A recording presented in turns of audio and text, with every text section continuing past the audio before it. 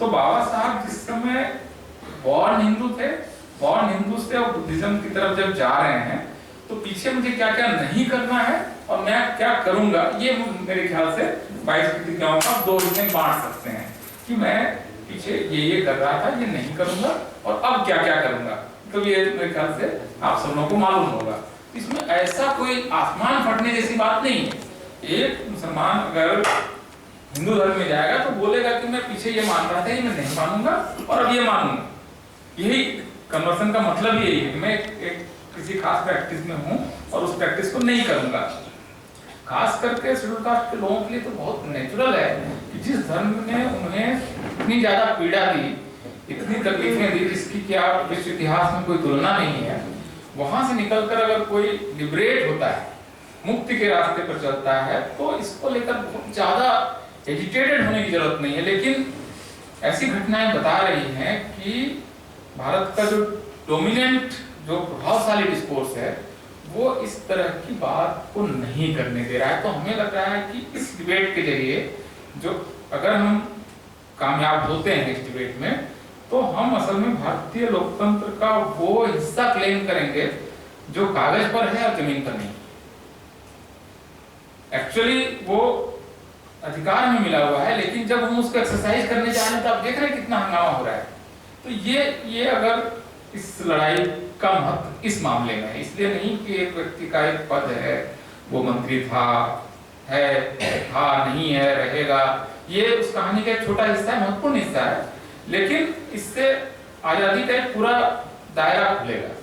तो मैं इसको बहुत गंभीरता से, इस मामले को हम सब लोग, आप सब लोगों की भी नजर है क्या हो रहा है, क्योंकि ये अपने आप में कितनी चिंता की बात है कि एक व्यक्ति जिस पर अभी तक एफआईआर दर्ज नहीं हुई है, वो पॉलिटिकल सिचुएशन में दबाव वगैरह क्या रहा होगा किसी को नहीं मालूम, अंदर की अंदर कथाएं हम सब लोगों को नहीं पता होती हैं, जानने की जरूरत भी नहीं है, लेकिन अल्टीमेट रिजल्ट ये है कि उनको मंत्री नहीं रहने की स्थिति आई।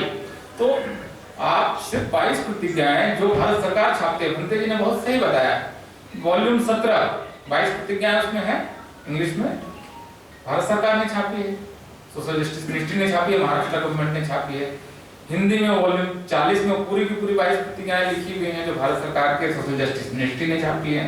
उसको केंद्रीय मंत्री थावरचंद गहलोत जो थे, उन्होंने उसकी भूमिका लिखी है, उसको भारत सरकार रिलीज करती है, लाखों की संख्या में छापती है और बेचती है।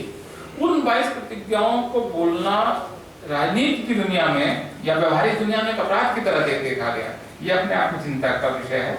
और मुझे लगता है कि इसको लेकर खास करके जो यहाँ का प्रभावशाली धर्म और उससे जुड़ा हुआ जो पॉलिटिकल स्ट्रक्चर वो इसको अभी अलाउ नहीं कर रहा है। तो हम लोग अगर इस लड़ाई में थोड़ा सा भी आगे बढ़ते हैं तो ये लाखों लोगों की जिंदगी पर एक्चुअली इम्पैक्ट करेगा। और खास करके अगर आप देखें कि उस घटना के बाद पूरे देश में इस समय 22 प्रतिज्ञाओं को पढ़ने की बाढ़ आ गई, तो उस कविताएं बन रही हैं, उस पर लोग उसको गा रहे हैं, मतलब 10-10 हजार की भीड़ में वो 22 प्रतिज्ञाएं बोली जा रही हैं। ये मतलब कम से कम 25 साल से तो मैं भी ऑब्जर्वेशंस कर रहा हूँ कि देश दुनिया में क्या हो रहा है, ये पहली बार हुआ है। बहुत मुझे लगता है कि 1956 के बाद, बाबा साहब कन्वर्सन के बाद, और ये एक दूसरा मौका है जब फिर से 22 प्रतिज्ञाओं को लेकर, नवयान बुद्धिज्म को लेकर या बुद्धिज्म को लेकर एक नए ढंग का एक खुद को बताना, मतलब क्योंकि आप बुद्धिज्म में जाते हैं तो कोई ना रिजर्वेशन वगैरह पे कोई इम्पैक्ट तो हो नहीं रहा है, क्योंकि लोग उसको